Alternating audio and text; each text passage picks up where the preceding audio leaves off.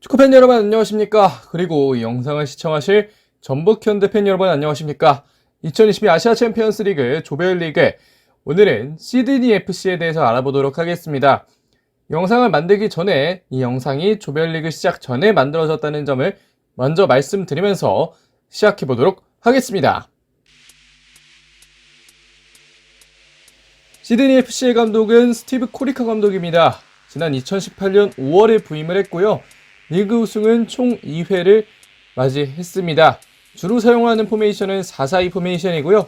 주로 윙어를 좁히고 풀백이 전진하는 그런 전술을 좀 많이 사용을 하고 있고, 중원에 있는 선수들이 한 명은 놔두고 한 명이 들어가는 그런 스타일의 축구를 좀 많이 시도하는 편입니다.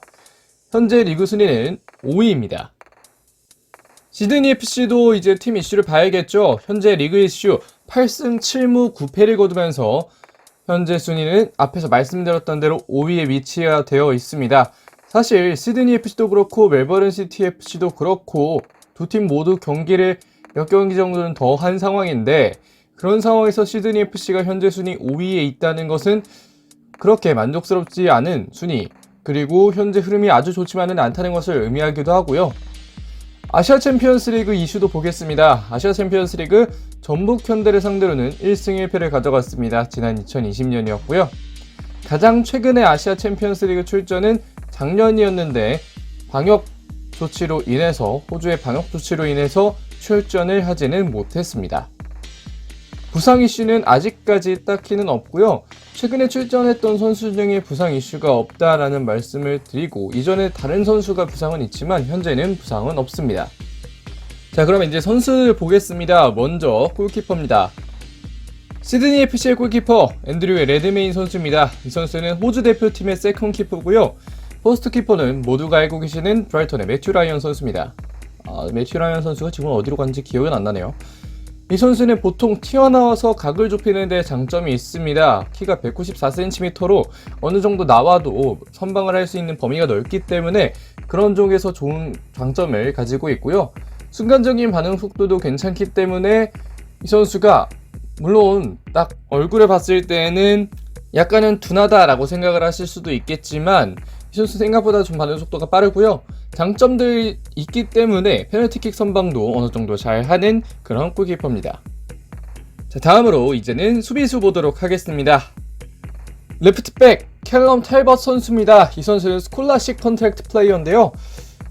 스콜라식 컨트랙트 플레이어, 우리 K리그로 따지면 준프로 계약 선수 혹은 22세 이하 자원, 이런 식으로 좀 해석을 하시면 될 것 같습니다. 그만큼 좀 어린 선수가 주전을 차지하고 있고요. 이 선수는 양쪽 풀백을 모두 뛸 수 있습니다. 최근에 주전 자리를 획득했는데, 그만큼 최근에 성인 A 대표팀이라고 하긴 좀 그렇고 A팀에서 어느 정도 본인의 경쟁력을 보여준 선수이고요. 속도가 굉장히 빨라서 앞에서 말씀드렸던 전술인 풀백의 전진, 그 전진 이후에 가운데로 들어가면서 왼발 마무리도 할 줄 아는 선수이고, 왼발로 크로스를 올릴 줄도 아는 선수이고요. 아마도 지금보다는 앞으로가 훨씬 더 유망한 그런 선수라고 할 수 있겠습니다.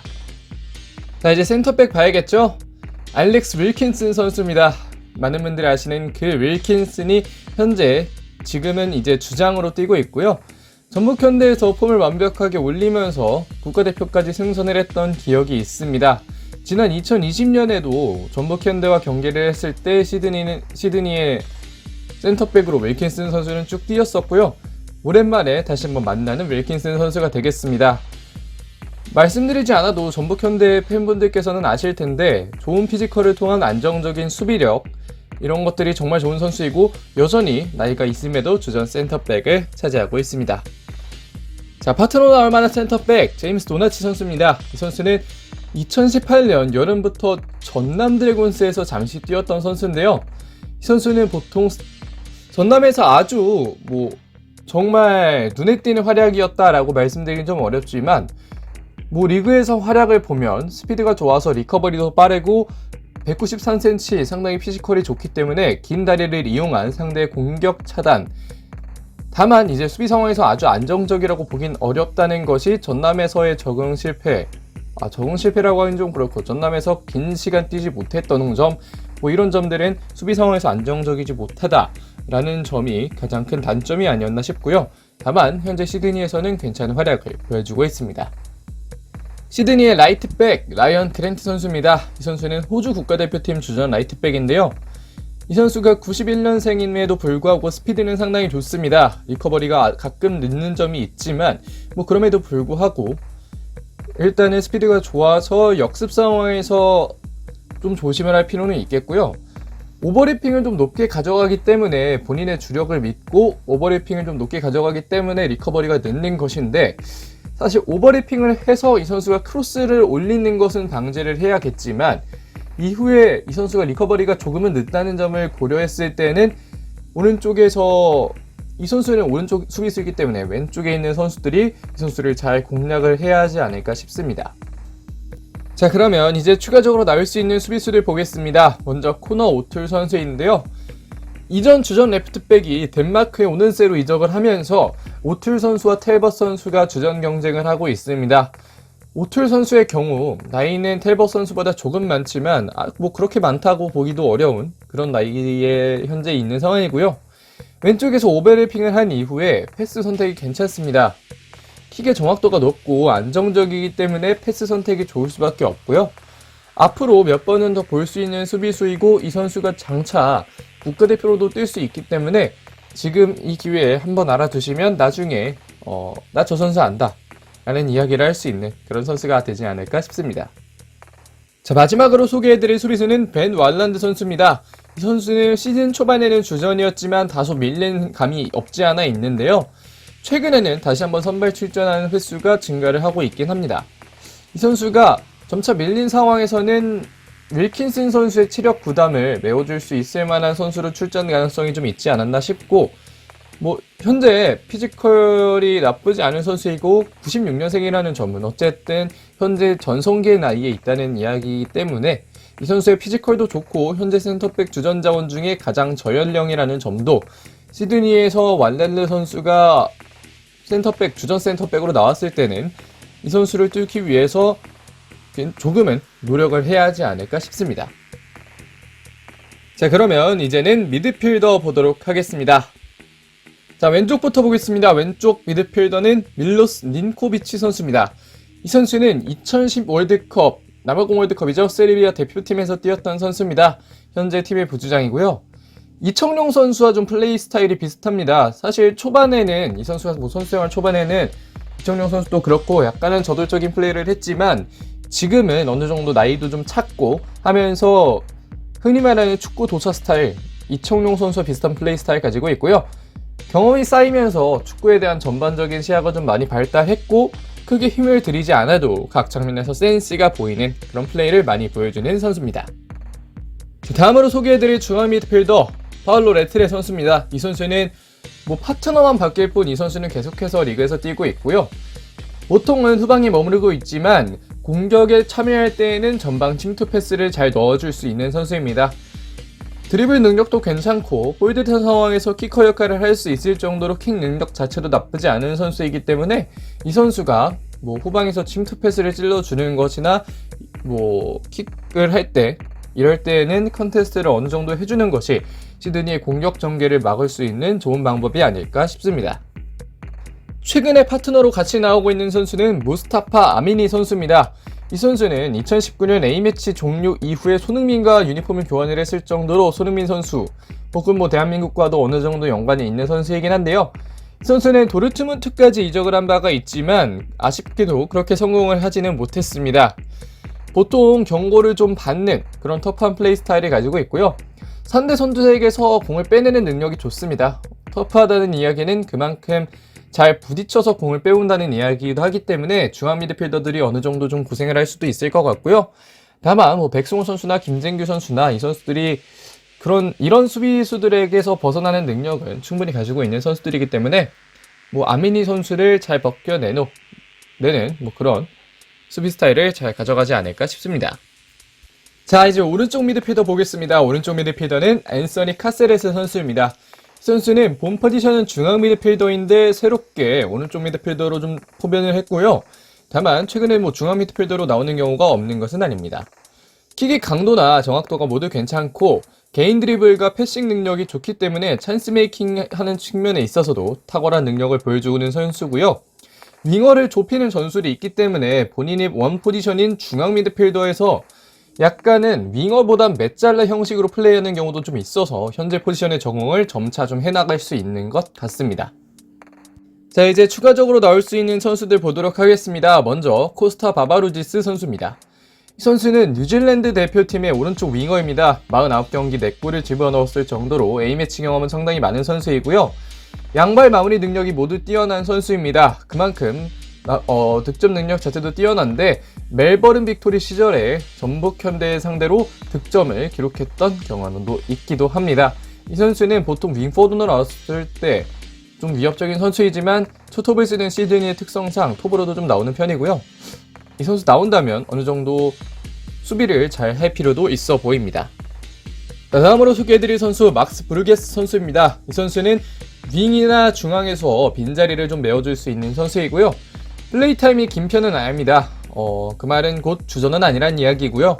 왼발 슈팅이 상당히 날카로운 선수인데 이런 선수의 특성이 보통 후반에 교체로 나와서 동점 상황에 슈팅 하나로 역전을 만들어낼 수 있는 그런 플레이 스타일을 보여주는 선수인데 이런 것들을 좀 막기 위해서는 시드니를 상대로 전북 현대가 초반부터 압도를 해 나가야 이 선수가 출전해서 무언가를 하는 그런 것들을 막을 수 있을 것 같습니다. 자, 중앙 미드필더 한 명 더 보겠습니다. 이 선수도 역시 스콜라십 컨트랙트 플레이어 패트릭 야즈백인데요. 새롭게 시드니의 중원에 활기를 부여한 선수입니다. 최근에 좀 출전 시간을 많이 가져가고 있는데 리그 후반기부터 좀 많이 가져가고 있는데 현재 시드니 전술에도 잘 들어맞는 선수이고 후방에 레트레 선수가 뒤에 있지만 침투도 잘 가져가는 선수이고요. 피지컬도 괜찮은 선수라서 물론 178에 67이 아주 좋은 이게 K리그에서도 버틸 수 있을 만큼의 아주 좋은 피지컬이라고 하긴 좀 어렵지만 A리그 자체에서는 나쁘지 않은 피지컬이기 때문에 홀딩 미드필더 역할도 잘 해주고 있는 그런 좋은 신인 선수라고 할 수 있겠습니다. 자, 그러면 이제 공격수를 보도록 하겠습니다. 시드니는 공격 상황에서 투톱을 사용하기 때문에 모든 공격수들의 포지션이 스트라이커로 나오고 있다는 점 양해를 부탁드리겠고요. 가장 먼저 소개시켜드릴 스트라이커 루시아노 나레싱 선수입니다. 이 선수는 겨울에 FA 계약을 맺고 시드니로 이적을 했는데요. 선수 생활 초기에는 헤렌뱅과 PSV에서 좋은 활약을 펼쳤습니다. 다만 최근에는 경기를 아주 꾸준히 상위 리그에서 뛰었다고 하기는 좀 어렵고요.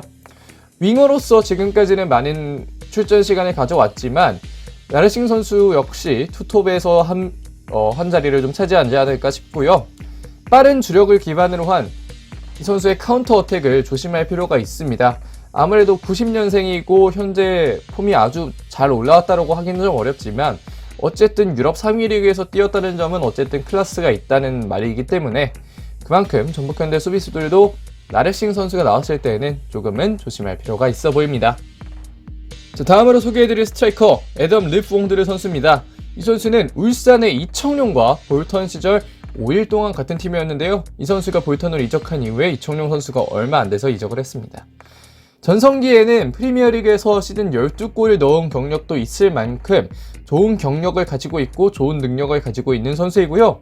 양발 마무리 능력이 모두 좋습니다. 주발은 오른발이긴 하지만 왼발로도 곧잘 마무리를 하는 선수이고 페널티킥을 찰 때 키퍼를 안 보고 강하게 차는 스타일인데 그만큼 만약에 페널티킥을 내주게 된다면 송봉근 선수는 심리전에서 밀리지 않도록 많은 노력을 해야 할 것 같습니다. 자, 다음으로 소개해드릴 스트라이커 트렌트 부하기어 선수입니다. 이 선수는 호주 연령별 국가대표팀을 거친 선수이고요. 양발 마무리 능력이 모두 좋습니다. 사실 톱이라고 하면 응당 양발 마무리 능력은 잘 가지고 있어야 되는데 부하기어 선수 역시 잘 가져가고 있고요. 아무래도 좀 나이가 어린 선수이다 보니 체력이 좀 많이 남아있고 그만큼 압박도 적극적으로 많이 가져가는 편입니다. 자, 마지막으로 소개해드릴 스트라이커 보보 선수입니다. 이 선수는 주로 베시타시와 카이리스포르 등 터키 리그에서 좋은 활약을 펼쳤는데요. 시드니에서도 꽤 오랜 기간 현재 뛰고 있습니다. 다만 체력 문제인지 최근에는 후반에서 조커로 좀 많이 기용이 되고 있는데 약간은 시드니에서 레전드급으로 가고 있는 그런 외국인 선수가 아닐까 싶고요. 피지컬이 좋은 선수이다 보니 헤더 마무리 능력도 좋고 애초에 마무리 능력이 헤더를 제외한 다른 것도 좋아서 보보 선수가 만약에 후반에 교체 출전을 했을 때에는 한 번쯤 잘 컨테스트 해주면서 막을 필요가 있지 않을까 생각됩니다. 자, 지금까지 전북현대의 상대팀 시드니FC에 대해서 알아봤습니다. 사실 A리그 팀의 영상은 많지만 각 선수들에 대한 특성을 아주 잘 알기는 어려운 그런 상황이 있긴 한데요. 그럼에도 불구하고 최선을 다하고 준비를 해봤습니다. 어떻게 잘 보셨는지는 모르겠습니다. 아무쪼록 전북현대 역시 부상당하지 않고 선수들이 아시아 챔피언스 리그에서 좋은 결과를 내서 K리그의 위상을 좀 높여줬으면 하는 바람이 있고요. 과연 어떤 결과를 가져오게 될지 전북현대 팬 여러분들은 시드니FC를 상대로 할 전북현대 그리고 다른 팀의 상대로도 좋은 성적 거두기를 많이 응원해 주시기를 부탁드리도록 하겠습니다. 자, 그러면 이번 영상 여기까지 하겠습니다. 고맙습니다.